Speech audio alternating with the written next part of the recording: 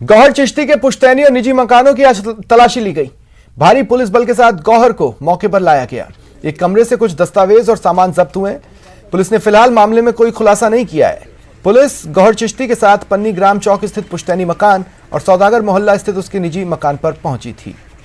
ऐसे में कुछ दस्तावेज और सामान खंगाले गए, कुछ को जब्त भी किया गया। गौहर 22 तारीख तक पुलिस रिमांड पर है।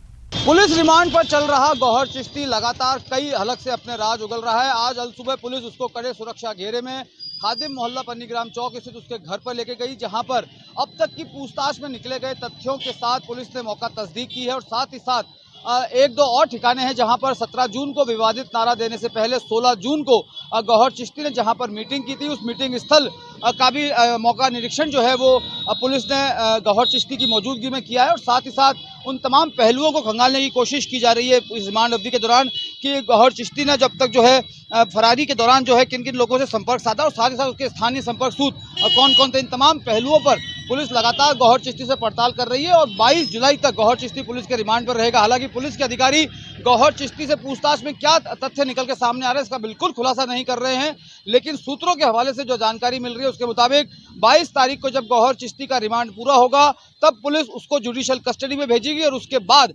एनआईए और दूसरी एजेंसियां जो हैं गौहर चिश्ती पर अपना शिकंजा कसेगी, क्योंकि गौहर चिश्ती के पास जो मोबाइल बरामद हुए हैं उन मोबाइलों में कई आपत्तिजनक वीडियो और तथ्य जो है वो पुलिस को अब तक पूछताछ में निकलकर सामने आए हैं। अभिजीत दवे, न्यूज़ 18 अजमेर। राजधानी जयपुर के नगर निगम ग्रेटर के मानसरोवर जोन दफ्तर का आज कांग्रेस नेता और सांगानेर विधानसभा क्षेत्र से प्रत्याशी रहे पुष्पेंद्र भारद्वाज के नेतृत्व में घेराव किया गया।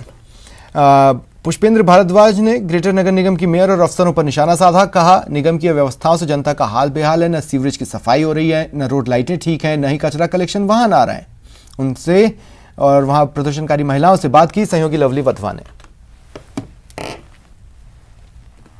राजधानी जयपुर के ग्रेटर नगर निगम को इन दिनों नरक निगम कहा जाने लगा है। जगह जगह से शिकायतें आ रही है, कचरा नहीं उठ रहा है। परेशान लोगों की समस्या को लेकर के जो कांग्रेस लीडर हैं जयपुर के पुष्पेंद्र भारद्वाज वो यहां पर पहुंचे हुए हैं, लगातार वो धरना दे रहे हैं। पुष्पेंद्र जी, क्या दिक्कत आ रही है ग्रेटर नगर निगम में, क्यों व्यवस्थाएं पटरी पर नहीं आ पा रही है?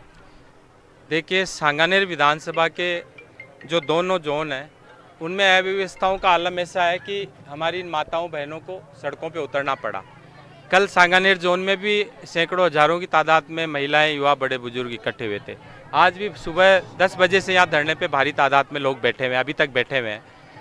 जब से पिछले 1.5 साल पहले ग्रेटर निगम के अंदर भाजपा का बोर्ड बना है, लगातार अव्यवस्थाएं बढ़ती जा रही है।